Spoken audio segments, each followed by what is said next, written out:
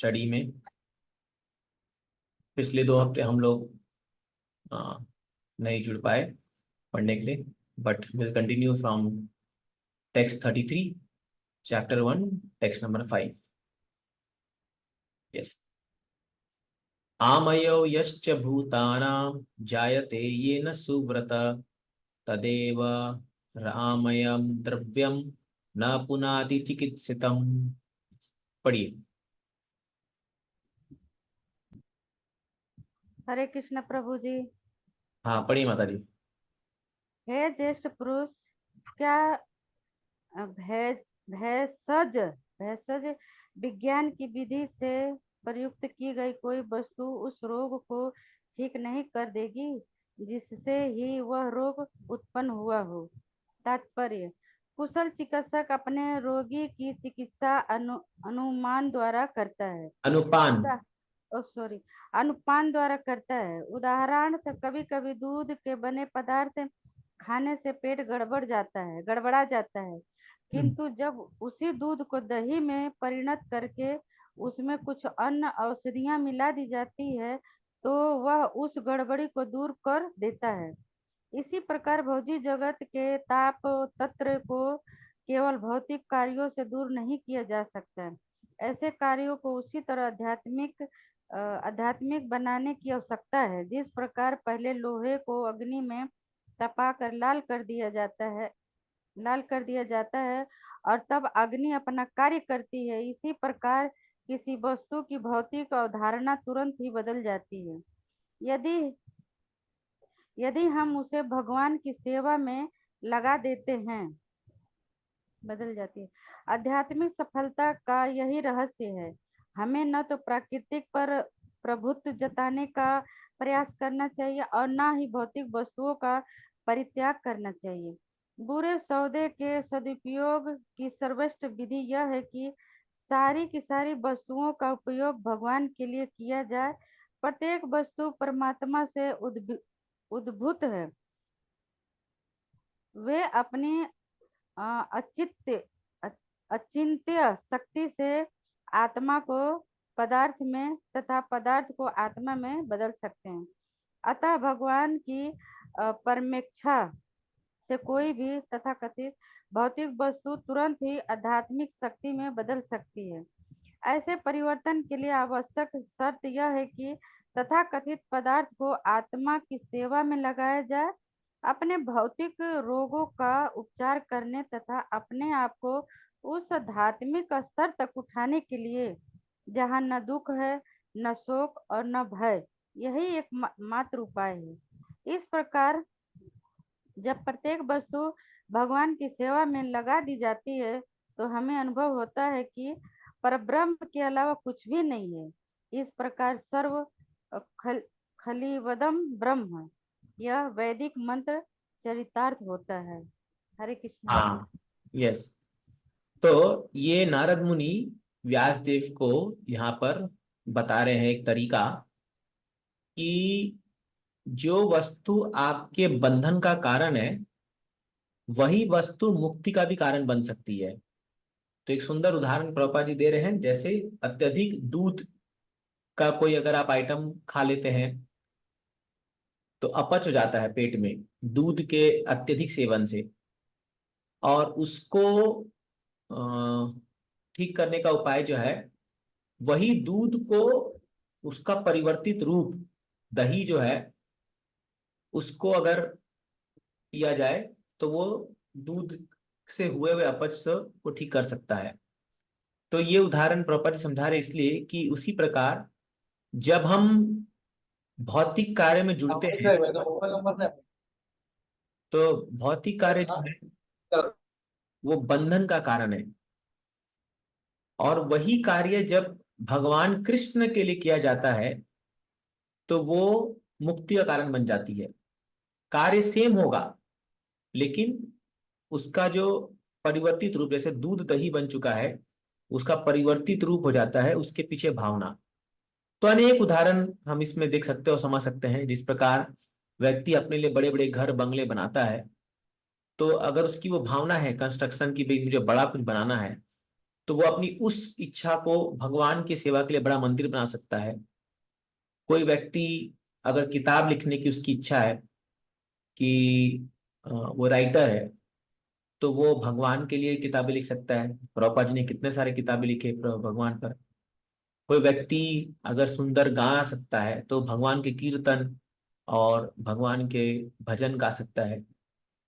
कोई व्यक्ति अगर अच्छा मैनेजमेंट कर सकता है, बाहर जाके कोई एमबीए पढ़ के बड़ा कंपनी का कोई अच्छा मैनेजिंग करता है, तो वो एक मंदिर का संचालन में भी मैनेजमेंट लगता है, वहां पर वो अपना स्किल दिखा सकते हैं। कोई अच्छा ओरेटर है तो अच्छा प्रचार करके अच्छा भगवान का गुणगान कर सकता है। तो आप देखोगे जो भी प्रत्येक कला हमारे अंदर है, अगर हम उसको भौतिक चीजों में लगाने का प्रयास करेंगे तो वो बंधन का कारण बन जाएगी। क्यों बंधन कारण बनेगी? पहली बात तो आपको उससे आसक्ति हो जाएगी, और अ, दूसरी बात यह है कि उसका फल भोगने के लिए आपको बार बार दुनिया में आना पड़ेगा, बार बार।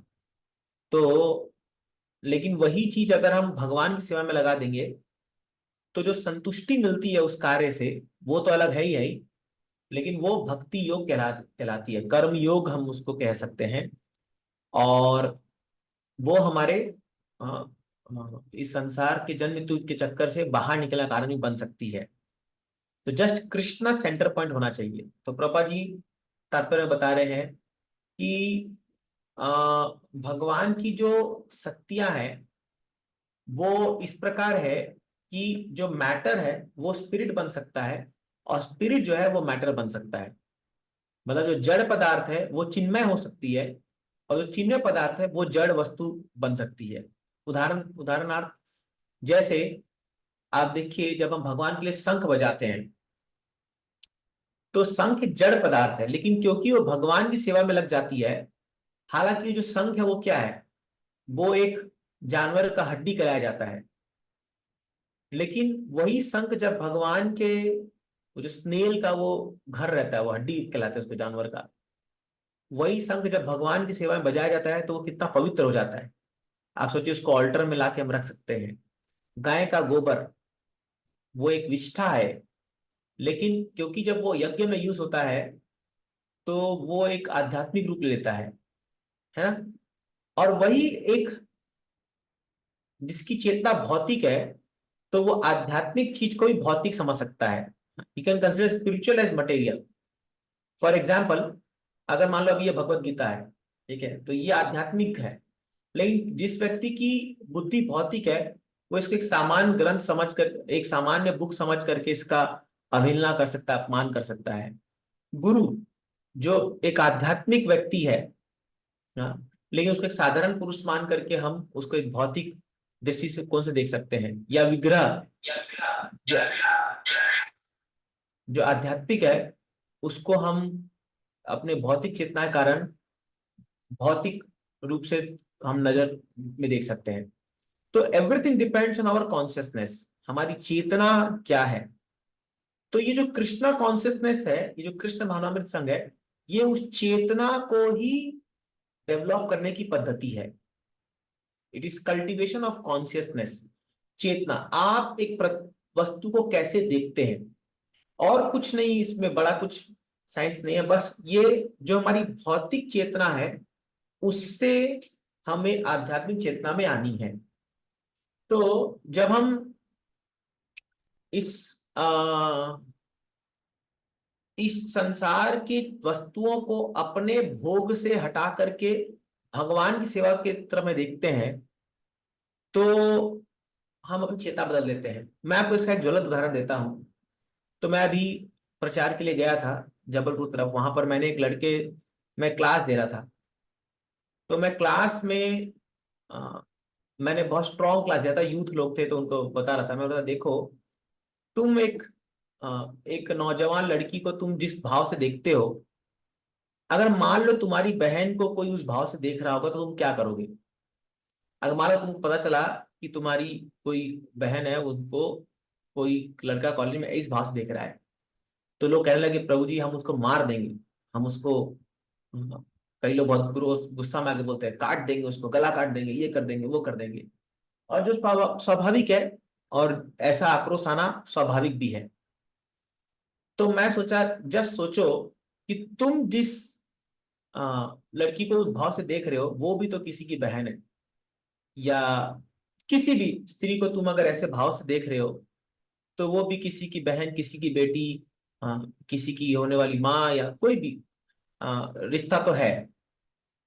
तो इसका जस्ट ये स्टेटमेंट का इतना गहरा असर पड़ा एक एक युवक पर, कि वो 2 दिन बाद मेरे पास आया और बोला, प्रभु जी आपका वो बात मेरे को ऐसा छू गया कि मैं भी अब जितने लड़कियों को गलत दृष्टि से दोस्ती कर रखा था, वो नया नया ही मैंने आ रहा था हमारे सेंटर में, तो मैंने सब अब रिश्ता कैंसिल कर दिया, सब मतलब उसको काट दिया मैंने अब वो सब खत्म कर दिया मैंने। तो बोला इतना पॉइंट वो कर गया मेरे अंदर। तो मैं उनको कहा कि देखिए ये केवल चेतना की बात है। तो आपको जान के हैरानी होगी कि चाणक्य पंडित ने क्या कहा है कि कौन, किसको हम विद्वान कह सकते हैं, किस व्यक्ति को हम ज्ञानवान कह सकते हैं। तो वो कहते हैं मात्रवत परदारेषु, जो व्यक्ति दूसरे की पत्नी, दूसरे की बेटी, दूसरे की बहन को, पर पर स्त्री को मात्रवत, मां के समान देख सकता है, पर द्रव्य लोष्ट्रवत, दूसरे की जो संपत्ति है, उसका जो धन है, उसको एक कूड़ा, एक गार्बेज, एक कचड़े के समान देख सकता है। सपंडिता, हाँ, वो पंडित है, वो लर्नेड है, वो ज्ञानवान है। तो ज्ञानवान मतलब ये नहीं है कि आपके पास कितनी एकेडमिक नॉलेज है, या आपके पास कितना बड़ा, आपकी बुद्धि मेधा शक्ति बहुत तेज है, आप कितने बुद्धिमान हो, या आप कितने बड़े स्कॉलर, डिग्री, पीएचडी होल्डर हो। ये नहीं बताया गया शास्त्र में ज्ञान का। हाँ, सिम्टम क्या बताया गया है? सिम्टम ये कॉन्सियसनेस से बताया गया है। देखिए ये दोनों चीज में चेतना का काम आता है। अभी यहां हम देखते हैं उल्टा होता है इस समाज में, जो जितना ज्ञानवान बनता है वो उतना और उसके अंदर काम, क्रोध, लोभ, मोह, मद, मत्सर ये सब भरता चला जाता है। तो वो वास्तव में वो ज्ञानवान नहीं है। वो व्यक्ति ज्ञानी है जो अपने चेतना का स्तर को ऊपर करा जा रहा है, जिसके देखने की जो शक्ति है वो विकसित होते जा रही है, वो व्यक्ति ज्ञानी है। सेम बात आप देखिए भगवत गीता में भगवान भी क्या कहते हैं? वो कहते हैं विद्या विनय संपन्ने ब्राह्मणे गवि हस्तिनी सुनी चैव स्वपाके च पंडित समदर्शना। वो एक स्टेप और ऊपर चल जाते हैं। चाणक्य पंडित तो चलो एक मोरालिटी के बेसिस पर, माँ के रूप में देखो के रूप में कहते हैं, और भगवान क्या कह रहे हैं कि वो व्यक्ति विद्यावान है जो ब्राह्मण, गवि एक गाय, हस्तिनी एक हाथी, सुनी चैव कुत्ता और कुत्ता खाने वाला, स्वपाके च, स्वपाके, स्वपाके मतलब कुत्ता को पका के खाने वाला, स्वपाके च पंडिता समदर्शिना, वो पंडित है। जस्ट इमेजिन, ये श्लोक को अगर हम ध्यान से समझने का प्रयास करेंगे, क्या बोल रहे भगवान कि हर व्यक्ति को आत्मा के रूप में देखना। चाणक्य पंडित बोल रहे आप माँ के रूप में देखो, भगवान बोल रहे आत्मा के रूप में देखो। तो जब हम आत्मा के रूप में देखेंगे तो नेचुरल सी बात है कि हम उसको कृष्ण के संबंध में देखेंगे फिर, है ना। तो इसलिए level of seeing this world, ये जो इसका बढ़ता जाता है, वो व्यक्ति ज्ञानी है। तो this is called advancement in Krishna consciousness. तो इसलिए जो भी हम चीजों को देख रहे हैं दुनिया में, हमें सबको कृष्ण से जोड़ना होगा। और प्रभुपाद लिखते यही एक मार्ग है जिसके से हम इस संसार के जो त्रिताप है उससे हम बच सकते हैं, है ना। तो जो भी है, इसलिए मैं बार बार ये चीज, भक्ति ठाकुर का सॉन्ग हम लोग बताते हैं, मानस दे हो गे हो जो किछु मोर, अर पिलु तुआ पदे नंद किशोर। ये भावना हम भक्तों को मन में लानी होगी, हे भगवान मेरा जो कुछ भी है, मानस दे हो गे हो, मेरा शरीर, मेरा घर, हाँ, मेरा परिवार, मेरे बच्चे, पति पत्नी, माँ बाप, सब, अर पिलो तुआ पदे नंद किशोर, मैं आपके चरण में इसको समर्पित करता हूं। तो इस भाव को हम लोग को धीरे धीरे ग्रेजुअली डेवलप करना होगा। जो भी चीज मुझसे संबंधित है उसको हम लोग को भगवान की सेवा में लगाना होगा, तभी हमारे अंदर एक सेल्फलेसनेस की भावना आएगी। अदरवाइज ये दुनिया इतनी सेल्फिश है कि अपने फायदे के लिए कोई व्यक्ति अपने घर वालों को भी बर्बाद कर सकता है। इतनी सेल्फिश है ये दुनिया, इतना लोगों में मैं और मेरे की भावना है। तो हम भक्तों को धीरे धीरे थोड़ा सेल्फलेस बनना होगा थोड़ा। तो इसलिए जब हम प्रचार करते हैं, सेवा करते हैं, इस शास्त्र को पढ़ते हैं, तो ये हमारे अंदर एक सेल्फलेस की भावना लाती है। आप देखिए, हम देखते हैं साधारणतः भी कितने लोग कितना सेल्फलेसली काम करते हैं, कितने लोग अपने समाज के सुधार के लिए और कितना सेल्फलेसली काम करते हैं, है ना। अभी पॉलिटिशियंस भी हैं, तो जो रियली सही पॉलिटिशियंस है वो लोग भी बहुत सेल्फलेसली दिन रात मेहनत कर रहे हैं, दिन रात मेहनत कर रहे हैं। तो मैं अभी एक इंटरव्यू देख रहा था एक पॉलिटिशियन का। तो उनका, तो वो एक्चुअली वो पहले अभी साउथ में एक बहुत अच्छे उभर के सितारे आ रहे, एक पॉलिटिशियन। तो पहले वो आईपीएस ऑफिसर थे, फिर वो आईएम से उन्होंने एमबीए किया, फिर पुलिस में जॉब किया, फिर अभी पॉलिटिशियन बन गए। तो एक बंदे ने, एक यूथ ने उनको बहुत अच्छा प्रश्न पूछा कि it seems that you are switching your jobs again and again. कि आप पहले फार्मिंग कर रहे थे, फिर आप, पहले आप इंजीनियर थे, फिर आप यूपीएससी किए, फिर आप एमबीए किए, फिर पॉलिटिक्स में आ गए। तो क्या गारंटी है कि 4 या 5 साल बाद आप पॉलिटिक्स नहीं छोड़ देंगे? हम आपको वोट दे करके सत्ता पे ले आए, पता चला आपने संन्यास लिया पॉलिटिक्स से, तो फिर क्या गारंटी है इसकी? और बहुत वैलिड क्वेश्चन है ये, कि भाई आप तो चेंज करते जा रहे हैं। तो क्या आपकी, इसका क्या आपका, इसमें आपका क्या मत है? तो वो बहुत अच्छा आंसर दिया उसने। उसने कहा कि देखिए, हम भी इंसान हैं। पहला चीज उन्होंने बोला कि I am an ordinary man, मैं एक इंसान हूँ, मेरे बच्चे हैं, मेरी भी वाइफ है, माँ बाप हैं, और मैं भी चाहता हूँ कि आपकी तरह उनके साथ समय बिताऊं। तो पॉलिटिक्स मतलब ये नहीं कि 24 घंटा और सातों दिन जो है, हम, ये भी एक सेवा है, और हम जितनी अपनी कैपेसिटी से हम सेवा करने के लिए प्रयास कर रहे हैं। बट आप इतना एक्सपेक्टेशन मत रखिए हमसे कि आप हमको भगवान की तरह मान करके और आप सोचोगे कि बस सब ये हमारे लिए ही जीता जाएगा।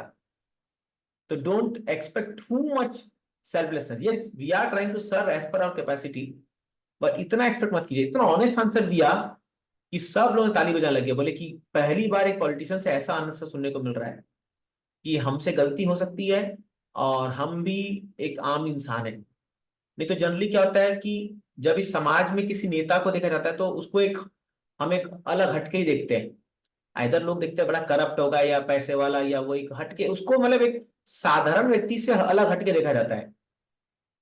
बट इंसान तो इंसान है ना, चाहे वो कोई भी हो, चाहे वो किसी भी पोजीशन को संभाल रखा हो, वो इंसान है और उससे गलती हो सकती है। और जो नियम हम पर लागू होते हैं वही नियम उन पर भी लागू होते हैं।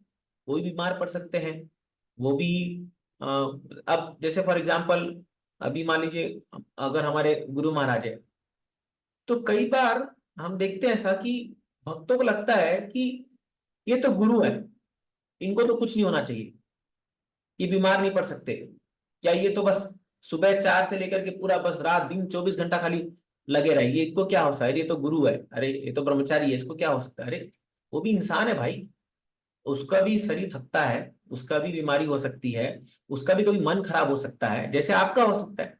तो एक कॉमन मैन जो है, वो हमेशा लोगों को एक एक्स्ट्रा ऑर्डिनरी एक्सपेक्टेशन के ऊपर बैठा देते हैं, और फिर जब वो मीट उस एक्सपेक्टेशन को पूरा नहीं कर पाते, तो वो सोचते हैं कि अरे क्या है ये। तो हमें इसीलिए ये एंथ्रोपोमॉर्फिज्म का जो कॉन्सेप्ट है, जो शिला प्रभुपाद जी इसका कंडेम करते हैं हमेशा, इसका मतलब क्या है? एक इंसान को इतना चढ़ा देना ऊपर कि उसको भगवान बना के बैठा देना, है ना। तो ये खास करके जो लोग लेस इंटेलिजेंट लोग हैं, कम बुद्धिमान वाले लोग, वो लोग ये काम करते हैं कि ये व्यक्ति गलती कर ही नहीं सकता। But to err is human, एक इंसान से गलती होगी, 100% होगी, क्योंकि वो इंसान है, नहीं तो वो भगवान होता ना, और हम भगवान नहीं है। तो इसीलिए मैं यहाँ क्या कहना चाह रहा हूं कि let us understand this point, कि हम जो भी कार्य कर रहे हैं, इवन आध्यात्मिक भी हम जो कार्य कर रहे हैं, हमें धीरे धीरे एक सेल्फलेस मोड की ओर बढ़ना होगा। तो हमारी आसक्तियां हैं, हमारी अटैचमेंट्स है, हमारे अंदर कमियां हैं, वीकनेस है, अनर्थस है, बट इन सब को साथ में लेके चलते हुए भी धीरे धीरे हम लोग को भगवान से प्रति अटैचमेंट जोड़ना होगा। और तब जाके धीरे धीरे हम लोग एक एक चीज को भगवान को समर्पित करते जाएंगे, अपने हर एक एक चीज को। और देखोगे धीरे धीरे वो स्पिरिचुअल जो कॉन्शियसनेस है वो अवेकन होने लग जाएगा हमारे हृदय में। और तब जाकर के ये जो बात नारद मुनि कह रहे हैं कि वही चीज जो आपके बंधन का कारण है आज, वो आपके मुक्ति का कारण बन जाएगी, आपकी चेतना के विकसित होने के कारण। ठीक है, चलिए आगे बढ़ते हैं। यस। एवं नृणाम क्रिया योगा सर्वे संसृति है तव, त एवात्म विनाशाय कल्पन्ते कल्पिता परे। पढ़िए।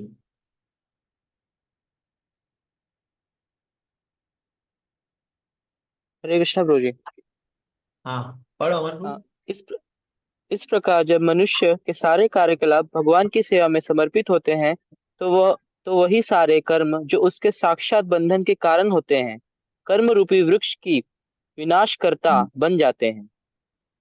तात्पर्य, भगवत गीता में जीवों को निरंतर व्यस्त रखने वाले सकाम कर्म की तुलना वट वृक्ष वट वृक्ष से की गई है, क्योंकि इसकी जड़ें बहुत गहरी होती है। जब तक कर्म के फल का अ, जब तक कर्म के फल के भोग करने की इच्छा रहती है, तब तक कर्म के अनुसार आत्मा का देहांतरण एक शरीर से दूसरे में, एक स्थान से दूसरे स्थान में होता रहता है। यही भोग इच्छा भगवान की सेवा करने की इच्छा में बदली जा सकती है। ऐसे करने से मनुष्य का कार्य कर्मयोग में अथवा उस मार्ग में बदल जाता है जिससे मनुष्य अपनी स्वाभाविक प्रवृत्ति के अनुसार कर्म करते हुए आध्यात्मिक पूर्णता प्राप्त कर सकता है। यहाँ पर आत्मा शब्द समस्त सकाम कर्म की कोटियों का सूचक है। निष्कर्ष यह निकलता है कि जब समस्त सकाम तथा अन्य कर्मों को भगवान की सेवा में लगा दिया जाता है, तब फिर नए कर्म उत्पन्न नहीं होते और धीरे धीरे दिव्य भक्तिमय सेवा का विकास होता है, जिससे जिससे न केवल कर्म रूपी अ, अध्यक्ष वृक्ष का पूर्ण रूप से अश्वत्थ वृक्ष। मूलोच्छेद होगा, अपितु वह कर्ता को भगवान के चरण कमलों तक ले जाएगी। सारांश यह है कि मनुष्य को सर्वप्रथम ऐसे शुद्ध भक्तों की संगति खोजनी होती है जो न केवल वेदांत के पंडित हो, अपितु स्वरूप सिद्धि तथा भगवान श्री कृष्ण के अनन्य भक्त हो। इस संगति में नव दीक्षित भक्तों को चाहिए कि बिना भेदभाव के तन तथा मन से प्रेम पूर्वक सेवा करें। इस सेवा वृत्ति से प्रेरित होकर महापुरुष अपनी कृपा प्रदान करने के लिए अधिक इच्छुक होंगे, जिससे नवदीक्षित भक्त में शुद्ध भक्तों की दिव्य गुणों का समावेश हो सकेगा। धीरे धीरे इससे भगवान की दिव्य लीलाओं के श्रवण के प्रति प्रगाढ़ रुचि उत्पन्न हो सकेगी, जिससे वह स्थूल तथा सूक्ष्म शरीरों में स्वाभाविक स्थिति तथा उसके भी परे शुद्ध आत्मा तक तथा परमात्मा के साथ अपनी शाश्वत संबंध का ज्ञान प्राप्त कर सकेगा। शाश्वत संबंध की स्थापना के जाने के बाद धीरे धीरे भगवान की शुद्ध भक्ति विकसित होकर भगवान के पूर्ण ज्ञान का रूप धारण कर लेती है, जो निर्गुण ब्रह्म तथा अंतर्यामी परमात्मा की परिधि के बाहर है। ऐसे पुरुषोत्तम योग से जिसका भगवत गीता में उल्लेख है, मनुष्य इसी शरीर में परिपूर्ण बन जाता है और उसमें सर्वोच्च मात्रा में भगवान के उत्तम गुण दिखने लगते हैं। शुद्ध भक्तों की संगति से ऐसा ही क्रमिक विकास होता है। हाँ, तो वो बता रहे हैं ये सेम चीज जो उसी श्लोक को और आगे समझाते हुए बता रहे हैं कि ये जो पेड़ है अश्वत्थ पेड़, अश्वत्थम प्राहुर अव्ययम, जो हम लोग 15वें अध्याय का में गीता में पढ़ते हैं कि इस पूरे संसार को एक अश्वत्थ वृक्ष के समान समझा गया है, जिसकी जड़ें ऊपर है और शाखाएं और पत्ते नीचे हैं, है ना, बिकॉज ये रिफ्लेक्शन है स्पिरिचुअल वर्ल्ड का।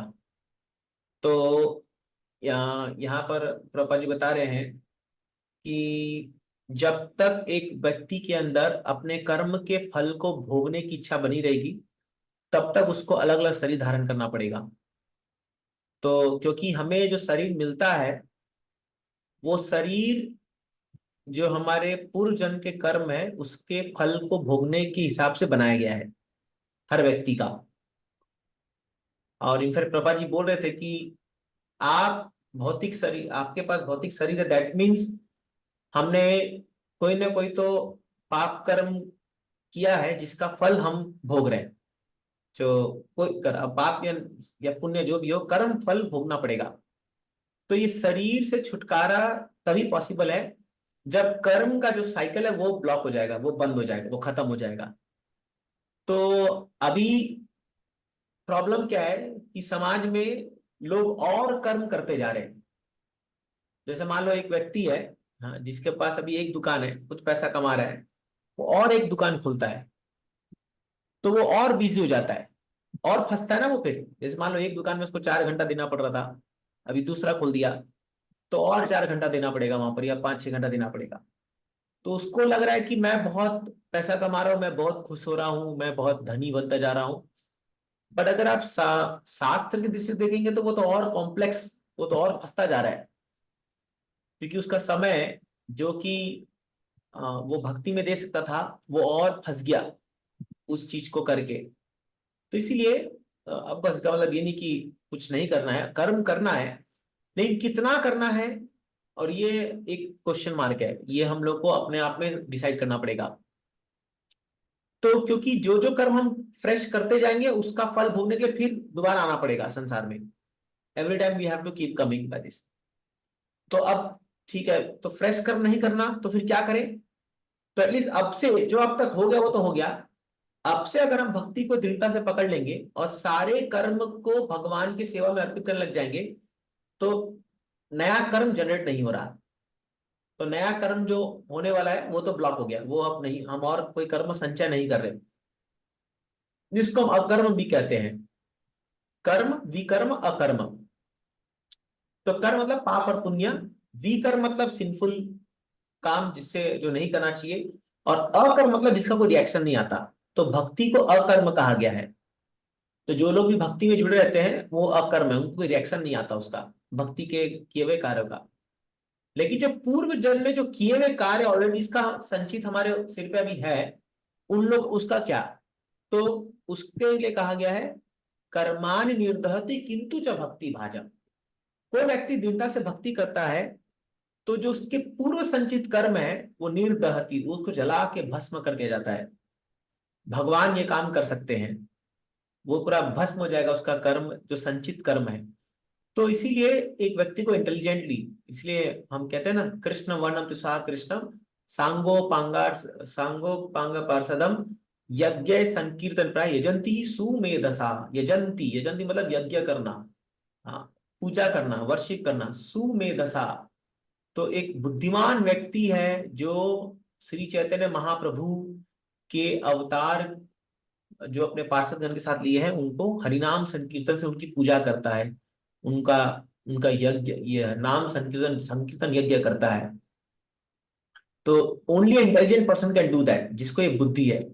बाकी जो मूर्ख लोग है वो हम लोग ये कहते रहेंगे, अरे तुम क्या कर रहे हो, पागल हो गए हो, अब देखो इतना या नौजवान उम्र में इन लोग भक्त बन गए, अपना पूरा समय बर्बाद कर रहे हैं, ऐसे ही कहेंगे। बट उन लोग को पता नहीं है कि वो कैसे कर्म के चक्कर में फंसते जा रहे हैं, कर्मी लोग, और ये लोग अपने ही पाँव पे कुल्हाड़ी मार रहे हैं, है ना। तो इनको पता नहीं है ये चीज। तो इसीलिए यहाँ पर नारद मुनि कहते हैं कि प्रभा जी, अ, हाँ, तो यहाँ पर जो है ये श्लोक नारद मुनि व्यासदेव को कह रहे हैं कि अपने कर्म फल को डेडिकेट करो भगवान के सेवा में। तो जनरली इसीलिए हम लोग जो कर्म फल होता है, जो गृहस्थ होते हैं, हम उनसे रिक्वेस्ट करते हैं कि आप अपने कमाए हुए धन का कुछ हिस्सा भगवान की सेवा में आपको लगाना चाहिए। आइडियली 50% जो है वो भगवान की सेवा में लगाना चाहिए। तो 50% का मतलब नहीं कि 50% पूरा दान में दे दो, ऐसा नहीं होता है। सबके अलग अलग कैटेगरी है, जिसकी जितनी इनकम है उतना हिसाब से उसको सेवा में लगाना चाहिए। तो 50% जो हम बताते हैं प्रैक्टिकल जो है वो हम बताते हैं कि उसको आप जैसे यात्रा गए, या घर में भक्तों को प्रसाद के लिए बुलाए, या घर में ऑल्टर बनवा दिए, या कुछ सेवा कर दिए, या भगवान की सेवा जो दिन रोज दिन की सामग्री वगैरह जो भी है, या मंदिर में कुछ सेवा जो भी है, इसमें लगाना चाहिए। बट कुछ परसेंट हमको भगवान के एक्सक्लूसिव सेवा के रखना चाहिए। मे बी हम 10% लोगों को बताते हैं कि आपको करना चाहिए। तो ये क्या है, लोग सोचते हैं कि अरे देखो ये भी एक तरीका निकाल दिया लोग ने कि ये लोग जो है ये धन अर्जित करने का, बट उनको पता नहीं है कि आपके कमाए हुए धन को जो है शुद्धिकरण करने का यही उपाय है। क्योंकि जो धन गृहस्थ कमा करके भगवान की सेवा में लगाते हैं और वो गुरु को देते हैं या मंदिर में देते हैं, तो वो जो उससे प्रचार कार्य होता है या भगवान का मंदिर बनता है, भगवान की सेवाएं होती है, वो उसके कर्म फल को काट देता है। और उस सुकृति से ही उसको भक्ति मिलती है फिर, है ना। तो इसीलिए ये बहुत इंपॉर्टेंट है कि हम अपने कर्म फल को, या तो हम 24 घंटा भगवान की सेवा करें, बहुत अच्छी बात है अगर वो संभव है कर पा रहे तो। और नहीं तो हम उस 24 घंटा में, क्योंकि हम भगवान की पूरी सेवा नहीं कर रहे 24 घंटा, जितनी हम कर्म कर रहे हैं और जिसका हमें फल मिल रहा है धन के रूप में या कोई भी पोजीशन के रूप में या कोई फैसिलिटी के रूप में, तो उसको हम लोग को भगवान की सेवा में लगाना चाहिए, है ना। तो तो देन वो फिर कर्म जो है वो हमें नहीं लगता है। अब ये बहुत सटल है, लेकिन कई बार लोग इसको समझ नहीं पाते हैं और वो सोचते हैं कि अरे हम क्यों दें, मेरा कमाया हुआ पैसा है, मेरी मेहनत का पैसा है, मैं क्यों खर्चा करूं। तो आप देखोगे फिर क्या होगा, वो जितना पैसा कमाएगा वो आगे जा करके कोई ऐसी बीमारी हो जाएगी या कुछ ना हो हम चाहते, लेकिन ऐसा कुछ हो जाएगा जिससे उसको लुटाना पड़ जाएगा पूरा। लाइक फॉर एग्जाम्पल, कोई व्यक्ति है जो बहुत पैसा कमा के अपने बच्चों के लिए रख रहा है, और वो सोचता है कि ये पैसा जब मेरा बच्चा बड़ा होगा तब वो जा करके इसका मैंने उसको कोई प्रॉब्लम नहीं होगा लाइफ में। बट पता चला बच्चा जो है वो जुआड़ी निकल गया, नशेड़ी निकल गया, या हाँ कुछ पियक्कड़ निकल गया, और वो सारा पैसा जो है लुटा दिया ऐसी फालतू फंड में। तो एक तो क्योंकि वो पिताजी ने कुछ कर्म वो किया नहीं, वो पैसा को कहीं सही जगह खर्चा नहीं किया, उसका रिएक्शन उसको आया। दूसरा बेटा उसी पैसे को गलत जगह में लगा दिया, उसका भी रिएक्शन आएगा, दोनों जगह से पिटाई खाएगा वो। तो ऐसा कई बार देखा गया है, ऐसा हो जाता है कि माँ बाप बड़ी संपत्ति जायदाद रखते हैं। और इसीलिए मैं आपको बता रहा हूँ, भारत में कई ऐसे बड़े बड़े उद्योगपति लोग हुए हैं जिन लोगों ने अपने बच्चों के लिए कोई संपत्ति नहीं रखी है, मतलब मिनिमल रखी है, जो भी है उनको अपने खुद के पांव पे खड़ा किया है। ये बहुत इंपॉर्टेंट है कि let them stand on their own leg. उनके लिए ये मत सोचिए कि मैं इतना कर चला जाऊंगा कि बस ये बैठ के खाएगा। एक बात याद रख लीजिए, ये मेरा फर्म कन्विक्शन है, इस दुनिया में कोई व्यक्ति बैठ के नहीं खा सकता, चाहे कितना ही पैसा क्यों ना जाए उसके पास, कितना ही पैसा क्यों ना जाए, कोई नहीं खा सकता बैठ करके। प्रकृति अलाउ करेगी नहीं ये चीज के लिए। तो इसीलिए कभी भी इस ध्यान में मत रहिए कि मैं इतना कमा दूंगा कि मेरे बच्चों को जो है कोई कमी नहीं होगी, बस वो लोग अपना जिंदगी बस खाली बैठ के खाएंगे, आराम से ऐसा करेंगे। ऐसा कभी नहीं होगा। तो इसीलिए बल्कि बेटर ये है कि उनको संस्कार सिखाइए, उनको अपने पांव पे खड़े होने की सीख दीजिए, और उनको एक आदर्श बन के दिखाइए कि कैसे भगवान की सेवा की जाती है। तो इससे उनका चरित्र जब अच्छा बन जाएगा तो आपको कमाने की दरकार ही नहीं है। जैसे कहावत आती है कि वो धन किस काम का जब बेटा नालायक हो, और वो धन किस काम का जब बेटा बहुत लायक हो। समझ रहा। तो अगर बेटा नालायक निकल गया तो कितना भी धन कमा लो किस काम का, वो तो उड़ा देगा इसी। और अगर बेटा लायक है तो धन की दरकार ही नहीं है, उसको आपके धन की दरकार नहीं है, अपने पांव पे खड़ा हो जाएगा वो। तो इसीलिए इस पॉइंट को समझिए कि हाँ हम जो है हम लोग को बुद्धिमानी से काम लेना चाहिए, जहां पर हम एक आदर्श स्थापित करें अपने बच्चों के लिए। और वो आदर्श ज्यादा इंपॉर्टेंट है न कि केवल संपत्ति बना के देना नेक्स्ट जनरेशन को। तो जनरली दुनिया एक तरफा आगे बढ़ रही है कि 10 ठो फ्लैट खरीदेंगे मुंबई में, बस बच्चों को सोचता नहीं है। अरे वो 10 फ्लैट भी कुछ काम नहीं आएगा, क्योंकि वो बच्चा में कैरेक्टर ही नहीं घुसा, तो कितना ही पैसा हो वो उसको उड़ा करके खत्म कर देगा। तो इसीलिए यहाँ पर प्रभा जी कहते हैं ये चीज संभव होता है जब आप एक किसी शुद्ध भक्त के संपर्क में आते हैं और उनके मार्गदर्शन में या सेवा करते करते हम लोग को ये चीज सेल्फ रेशन का हमें बोध होता है। तो प्रभा दिखते हैं यहाँ पर कि सबसे पहले एक व्यक्ति को एक शुद्ध भक्त का सानिध्य का के लिए ढूंढना चाहिए, और ऐसी सेवा करते करते जो है ये कर्म फल से हमारा जुड़ बंधन हटता है। इसीलिए गुरु के चरणों में जिसकी बहुत निष्ठा है, इवन गृहस्थों की, तो धीरे धीरे उनका भौतिक आसक्ति कटता है। तो अगर कि गुरु के चरणों में बहुत स्ट्रांग आसक्ति नहीं है तो बहुत मुश्किल जाएगा, फिर ये आसक्ति छोड़ना बहुत मुश्किल जाता है, बहुत मुश्किल है। इसलिए कई बार जो लोग सोचते हैं कि हम लोग अभी कमा लेंगे और 50-55 के बाद हम वानप्रस्थ बन जाएंगे, हम सब छोड़ देंगे, बहुत ही कम एग्जाम्पल देखने को मिला है। तो मुझे भी लगभग 15 साल हो गए इस्कॉन में, देख रहा हूँ बहुत ही कम ऐसे गृहस्थों को मैंने देखा है जो रेली छोड़ छाड़ के सब मंदिर में आते हैं सेवा के लिए, unless they are very much attach to their guru. जब तक अपने गुरु के प्रति पूर्णतया शरणागत नहीं होते तब तक ये धन संपत्ति छोड़ना बहुत मुश्किल है, बहुत मुश्किल है। ये इतना आसान नहीं, क्योंकि 25 साल में जो प्रगाढ़ उसका जो अटैचमेंट बना है उसको काटना, अरे बाप रे बाप, केवल गुरु ही कर सकते हैं वो काम। तो इसीलिए ये जो प्रभुपाद जी यहाँ बात लिख रहे हैं ये बहुत बहुत जरूरी है। यस ब्रिजेश, आप कुछ प्रश्न पूछना चाहते हैं?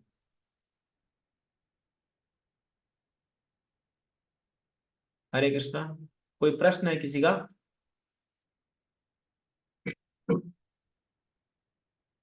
ओके, चलिए अगला श्लोक पढ़ते हैं। हाँ, टेक्स्ट नंबर 35। यदत्त क्रियते कर्म भगवत परितोषणम ज्ञानम यत्तद् अधीनम हि भक्ति योग समन्वितम। पढ़िए। हरे कृष्णा प्रभु। हाँ, इस जीवन में भगवान की तुष्टि के लिए जो भी कार्य किया जाता है उसे भक्ति योग अथवा भगवान के प्रति दिव्य प्रेम भक्ति कहते हैं, और जिसे ज्ञान कहते हैं वह तो सहभागी कारक बन जाता है। तात्पर्य, आमतौर पर लोकप्रिय धारणा यह है कि शास्त्रानुमोदित विधि से सकाम करने से मनुष्य आत्म साक्षात्कार के लिए दिव्य ज्ञान प्राप्त करने के योग्य बन जाता है। कुछ लोग भक्ति योग को कर्म का दूसरा रूप मानते हैं, लेकिन भक्ति योग तथा ज्ञान दोनों ही से ऊपर है। भक्ति योग ज्ञान या कर्म से स्वतंत्र है, जबकि ज्ञान तथा कर्म भक्ति योग के आश्रित है। यह क्रिया योग या कर्म योग जिसकी संतुष्टि नारद ने व्यास के लिए की है, विशेष रूप से संतुष्ट हुआ है क्योंकि मूल सिद्धांत तो भगवान को प्रसन्न करना है। भगवान नहीं चाहते कि उनके पुत्र रूप सारे जीवन के प्रवृत्त तापों से पीड़ित रहें। वे चाहते हैं कि वे सब उनके पास आगे के नीचे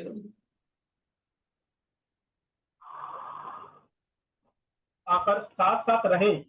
लेकिन भगवान के धाम वापस जाने का अर्थ यह है कि मनुष्य अपने को सांसारिक कलमशों से शुद्ध कर ले। अतः जब भगवान को तुष्ट करने के लिए कर्म किया जाता है तो कर्ता धीरे धीरे भौतिक कलमश से शुद्ध होता रहता है। इस शुद्धिकरण का अर्थ है आध्यात्म ज्ञान की प्राप्ति। अतएव ज्ञान भगवान के लिए किए गए कार्य पर आश्रित है। भक्ति योग या भगवान की तुष्टि से विहीन अन्य ज्ञान किसी को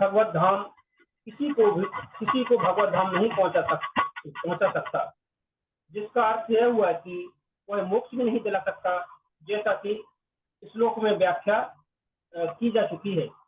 इससे यह निष्कर्ष निकला है कि जो भक्त भगवान की अनन्य सेवा में विशेष रूप से भगवान की दिव्य महिमा के श्रवण तथा कीर्तन में लगा रहता है वह देवी कृपा के साथ साथ ही आध्यात्मिक प्रकाश प्राप्त करता रहता है, जिसकी पुष्टि भगवत गीता में की गई है। या थैंक यू। तो सेम पॉइंट को, सेम ही थीम को नारद मुनि यहाँ पर दोहरा रहे हैं, बता रहे हैं कि इस जीवन में भगवान की तुष्टि के लिए जो भी कार्य किया जाता है उसे भक्ति योग अथवा भगवान के प्रति दिव्य प्रेमा भक्ति कहते हैं। और जिसे ज्ञान कहते हैं वह तो सहगामी कारक बन जाता है। मतलब कि अगर आप भगवान की तुष्टि के लिए कार्य कर रहे हैं तो आपको अलग से और कुछ ज्ञान अर्जन करने की दरकार नहीं है। वासुदेवे भगवती भक्ति योग प्रयोजिता जनस्य आसु वैराग्यम ज्ञानम चयत अहेतुकम। ये भागवतम के फर्स्ट कैंटो में सेकेंड चैप्टर में श्लोक आता है कि ज्ञानम चयत अहेतुकम, ज्ञान और वैराग्य भक्ति से ऑटोमेटिक उत्पन्न होंगे, ऑटोमेटिक। तो केवल अगर एक व्यक्ति भक्ति के कार्यों में जुड़ा हुआ है तो ऑटोमेटिक उसके हृदय में दिव्य ज्ञान उत्पन्न हो जाता है। जैसे एक और श्लोक आता है, यस्य देवे परा भक्ति यथा देवे तथा गुरु तस्यन्ते कथित अर्थ प्रकाशन्ते महात्मना। बहुत सुंदर श्लोक है ये। यस्य देवे तथा गुरु और शास्त्र में या गुरु और भगवान में जिसकी बहुत गहरी निष्ठा है और परा भक्ति, भगवान के प्रति दिव्य बहुत गहन भक्ति है जिसके हृदय में, तस्यन्ते कथित अर्थ प्रकाशन्ते महात्मना, उसके हृदय में ज्ञान का प्रकाश अपने आप हो जाता है ना। और मैं पहले बता चुका हूं ज्ञान हम किसको कह रहे हैं यहाँ पर। ज्ञान थियोरेटिकल नॉलेज को नहीं कहा जाता है, ज्ञान साक्षात्कार है। ज्ञानम विज्ञानम सहितम, भगवान गीता में कहते हैं ज्ञान थ्योरी है और विज्ञान प्रैक्टिकल है। वो नॉलेज है, वो व्यक्ति के अंदर वो ग्रोथ दिखना चाहिए। कई बार लोग भक्ति में आगे बढ़ जाते हैं बट उनके अंदर वो भक्ति की मैच्योरिटी नहीं दिखती है। छोटी छोटी बातों पर लोग झगड़ा करते हैं, छोटी छोटी बातों पर जो है लोग भगवान के प्रति अपनी श्रद्धा खो देते हैं या मन अपनी सेवा छोड़ देते हैं। दैट मीन्स इवन दो उसने ज्ञान अर्जन किया है बट उसको अभी तक साक्षात्कार नहीं हुआ है ना। तो इसलिए क्या है, कई बार हम लोग पढ़ करके भागवतम क्लास में बैठते हैं, बड़ा बड़ा बात हम बोल देते हैं भागवतम की उस गद्दी से, जैसे ही भागवतम से नीचे उतर के आते हैं अभी जो बोला उसी को फॉलो नहीं करते। मेरे साथ भी कई बार ऐसा होता है कि फिर भी लगता है क्या, मतलब हम लोग बोल रहे हैं लेकिन हम क्या फॉलो कर रहे हैं उस चीज को, तो बड़ा मुश्किल हो जाता है उस समय। तो इसीलिए क्या है, जो लोग वास्तव में भगवान की भक्ति में जुड़े हुए हैं ऑटोमेटिक उनके अंदर वो ज्ञान उत्पन्न हो जाता है, ऑटोमेटिक वो उसको रियलाइज कर पाते हैं, उस चीज को देख पाते हैं कि क्या सच्चाई है और क्या झूठ है, क्या माया है, माया क्या है, कृष्ण क्या है। इसीलिए ये भक्ति में कार्य में जुड़ना बहुत जरूरी है। तो अगर आप मंदिर आकर के सेवा नहीं करेंगे, भगवान का दर्शन नहीं करेंगे, भक्तों का संग प्राप्त नहीं करेंगे, आप सोचेंगे घर बैठ बैठ करके मैं बहुत बड़ा भक्त बन जाऊंगा, ये इम्पॉसिबल है, ये कभी नहीं होगा। इसलिए हम बार बार लोगों से कहते हैं कि बिना भक्तों के संग के, बिना मंदिर आए, बिना भगवान की सेवा किए कोई भी ज्ञान रियलाइज नहीं होगा। भले आप 10-10 घंटा बैठ के भागवतम पढ़ लो घर में, तो अच्छी बात है पढ़ना, वो तो बहुत अच्छी बात है, बट जब तक आप सेवा नहीं करोगे, दैट टू मीनियल सर्विसेज, भक्तों को खुश करने के लिए कोई हार्डवर्क नहीं करोगे, तब तक वो ज्ञान उतरेगा ही नहीं हृदय में। तो इसलिए हमको मेहनत करना चाहिए कि भगवान के भक्तों की संतुष्टि के लिए हम क्या कर सकते हैं, है ना। हम क्यों क्या करें, आकर के कुछ प्रोग्राम है तो उसमें कुछ क्लीनिंग करे, कुछ सेवा करे, बर्तन धोए या प्रसाद बांटे या प्रसाद बनाने में मदद करे या सेटअप में हेल्प करे या कीर्तन में हेल्प करे, कोई तो कोई कार्य में जुड़ना चाहिए भक्ति में, और वही आपको रियलाइजेशन देता है, वही आपको साक्षात्कार देगा। ये बात मान के रखिए, जितने भी भक्त आप मिलोगे, जो भी अभी कई सालों से भक्ति कर रहे हो, उनसे पूछना, आप वही बोलेंगे कि सेवा करो, भगवान की कुछ सेवा करो। और उस सेवा से ही जो है, सेवोन्मुखे ही जीवादो स्वयं एव स्फुरति यदा अतः श्री कृष्ण नामादि न भवे ग्राह्य इंद्रिया सेवोन्मुखे ही जीवादो स्वयं एव स्फुरति यदा। श्री कृष्ण के नाम आदि को अपने ग्राह्य इंद्र से कोई नहीं समझ सकता, बट सेवोन्मुखे, भगवान की सेवा करते ही जीवा दो। और कैसे सेवा करना है, जीवा से। हाँ, जीवा से दो प्रकार की सेवा हम कर सकते हैं, आप लोग पहले भी सुन चुके हैं। क्या? पहले भगवान का नाम जप करना, और दूसरा प्रसाद खाना। और जीव आदो कहा गया, आदो मतलब और भी। तो जीवा, हाथ पांव, शरीर, जिससे भी हो, let us serve the Lord. हमेशा हमारे पास कोई ना कोई मिशन होना चाहिए जिसके हम भगवान की सेवा में जुड़े रहें हमेशा। One should not sit ideally, अभी कुछ नहीं करने के लिए। कोई ना कोई सेवा, कोई ना कोई कुछ में जुड़े रहिए। आप देखोगे ऑटोमेटिक अपने आप जो है, स्वयं एवं स्फुरति यदा, अपने आप भगवान का साक्षात्कार होगा, वो रियलाइजेशन होगा। कई बार मुझे भक्त लोग आके कहते हैं कि प्रभु जी, आ, एक चैंटिंग में गजब सा टेस्ट आ रहा है, या वो भाव आ रहा है, वो फीलिंग आ रही है। तो या लोग आके कहते हैं प्रभु जिंदगी में इतना बदलाव आ गया है। ये सब कैसे हो रहा है? ये प्रैक्टिकली हो रहा है ना, ये कोई झूठ थोड़ी है। तो कितने लोग, हम लोग कहते हैं कि क्या गजब का चीज है ये भक्त, तो ये गजब का चीज नहीं, मतलब है तो गजब ऑफकोर्स, लेकिन ये नेचुरल है, क्योंकि शास्त्र कह रहा है इसको कि जब सेवा करेगा व्यक्ति तो उसका हृदय शुद्धिकरण होगा, पूरी जिंदगी बदल जाती है उसकी। तो इतना सुंदर चीज हम लोग को प्रभुपाद जी दे के गए हैं, तो इसका हमें फुल भरपूर उपयोग लेना चाहिए और सेवा में जुटना चाहिए। हाँ, तो इस पे ध्यान दिया जाए कि क्या सेवा हम भगवान के लिए कर सकते हैं। कोई भी एक सेवा पकड़ लिए और उसको पूरे ईमानदारी से, सच्चाई से उसको दिन पर दिन, महीना पर महीना, साल पर साल करते जाइए, करते जाइए, करते जाइए। आप देखिए कैसे भगवान साक्षात्कार कर देते। जैसे आज भागवतम सुबह बहुत अच्छा एक श्लोक की चर्चा हो रही थी, सुबह के भागवतम में, उसमें बताया था कि हे भगवान, जैसे दो लकड़ी को रगड़ने से उनके अंदर आग जो है वो दिखती नहीं है बाहर से, लेकिन वो पकड़ लेती है।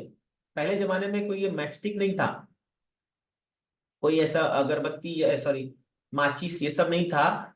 तो वो अरनी अरनी वुड को रगड़ करके यज्ञ में आग लगाया जाता था।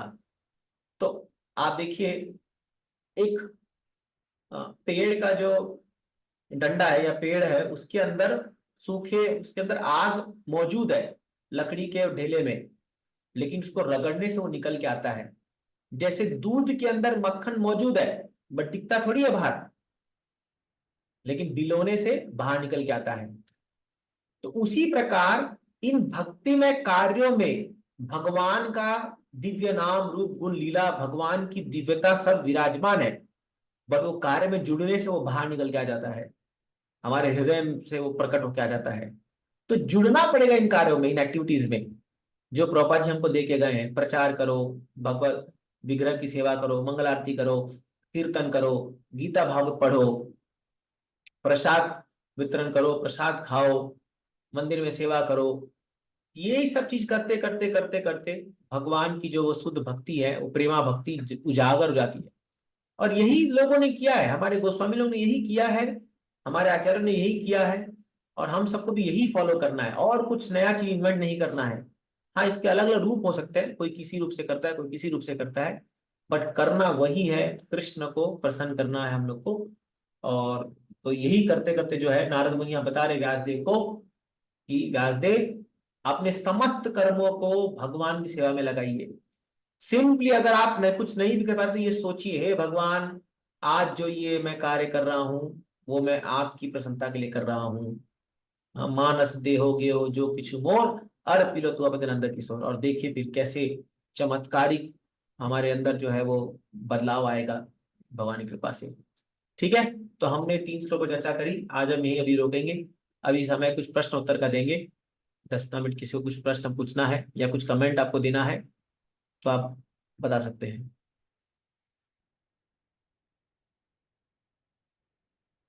कोई प्रश्न या कोई बहुत अच्छा कोई पॉइंट आपको जो बहुत अच्छा लगा आज की चर्चा में या आज के इन श्लोकों में प्रभुपाद जी के तात्पर्य में, तो आप उसको हाईलाइट कर सकते हैं। कुछ रिफ्लेक्शंस आज के टॉपिक से तो प्लीज आप लोग बोलिए, एनीबडी। हरे कृष्णा प्रभु जी। हरे कृष्ण। प्रभु जी, मेरा एक प्रश्न था कि मेरे एक रिलेटिव है, तो उनसे ऐसे ही चर्चा हो रही थी। तो हम्म। उनने जो है मुझे मतलब एक पाप पुण्य का जो है डेफिनेशन बताया। तो बता रहे थे कि जो पुण्य वो है जिससे जो सामने वाला व्यक्ति खुश होता है, और पाप वो है जो हम कोई काम करते हैं या कोई कार्य करते हैं जो सामने वाला दुखी हो जाता है। तो हम्म। मैं इसको मतलब फिर मुझे लगा था एक कैसा डेफिनेशन दे, तो ये क्या सही डेफिनेशन है, या रोजी या भक्ति में कुछ अलग डेफिनेशन हमको दे सकते हैं? बिल्कुल नहीं है। जैसे मान लो चार डकैत हैं, और उनमें से एक डकैत जो है वो जा करके किसी का मर्डर करके और गहना लूट के लाता है, तो बाकी तीन देख के बोलते हैं वाह मजा आ गया, क्या मस्त काम किया तूने, आज हम लोग बढ़िया से जो है खाएंगे पिएंगे ऐश करेंगे। तो क्या ये पुण्य हो गया?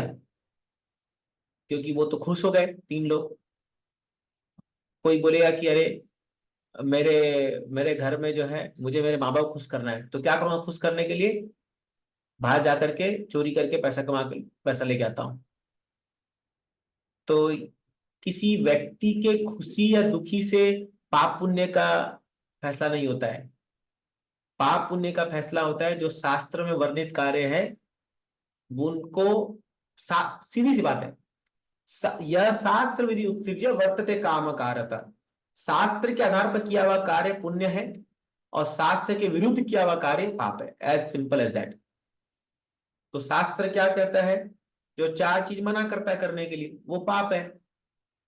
प्रभा जी बार बोलते हैं ना, यत्र स्त्रिया सुना, और ये यत्र अधर्म चतुर्विधा, द्यूतम पानम स्त्रिया सुना यत्र अधर्म चतुर्विधा। चार प्रकार के अधर्म है। क्या है वो?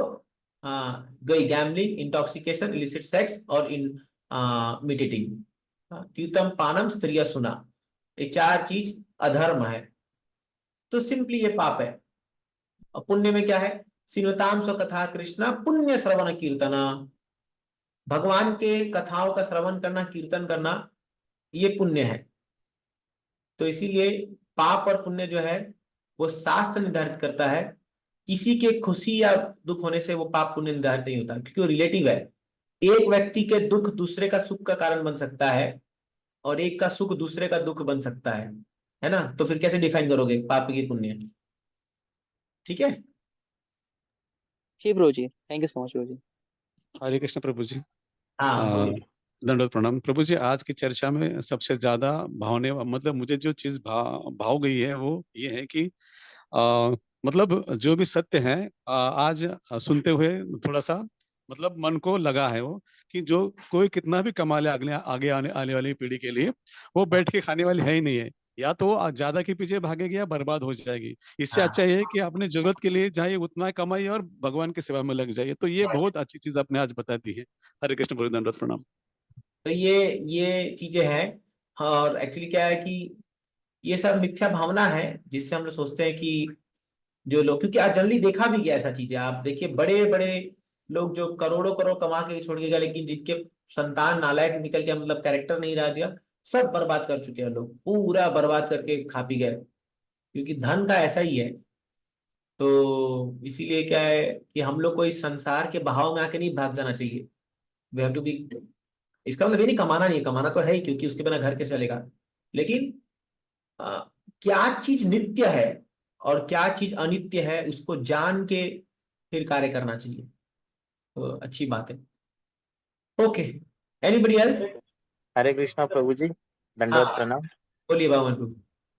प्रभु जी, आज का जो एक सेंटेंस था वो बहुत मुझे पसंद आया, जो आपने बोला ना कि बेटा अगर नालायक होगा तो वो धन किस काम का, और बेटा अगर लायक होगा तो भी धन किस काम का। तो ये सेंटेंस जो है मुझे बहुत पसंद आया आज का, तो मैं इसको यूज करूंगा कहीं तो।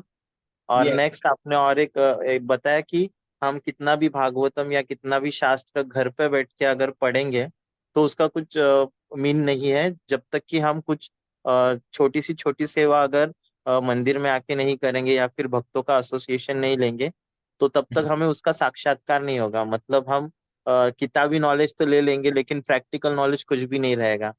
तो आज उस मैं सॉरी माफी चाहता हूँ, मैं लेट ज्वाइन हुआ, बट जितना भी हुआ उसमें मैं इतना समझ पाया कि जो है किताबी नॉलेज से कुछ नहीं होगा, बट अपने को जो है मंदिर में आके जो भी छोटी सेवा मिल रही है उसको जो है लेके अपना जो है भक्ति को आगे बढ़ाना है प्रभु जी। हरे कृष्णा। वंडरफुल। हरी बोल। Thank you. हरे कृष्ण हाँ बोलिए प्रियेश प्रभु। प्रभु जी ने जो बोला भी वो सेम है। इस संडे मेरा मंदिर आगमन नहीं हो पाया, तो वो अपने आप को अधूरा सा महसूस कर रहा हूँ प्रभु जी। मतलब ऐसा लगा है जैसे पता नहीं कुछ छूट गया। तो आपका एक कथन बिल्कुल सत्य है कि बिना सेवा के वो आप घर पे बैठ के कुछ भी नहीं पा पाओगे। तो हाँ। प्रभु जी आज मैंने से सुना, बिल्कुल वो रियलाइज में करके बैठा हूँ कि पता नहीं ऐसा क्यों हो गया, मैं मंदिर क्यों नहीं जा पाया। और दूसरा जो कथन अभी जो कोलेकर प्रभु जी ने भी बोला, बाबू माने प्रभु जी ने उसका समर्थन किया। जो आपने बताया कि पूत कपूत तो क्यों धन संचय, और पूत सपूत तो क्यों धन संचय।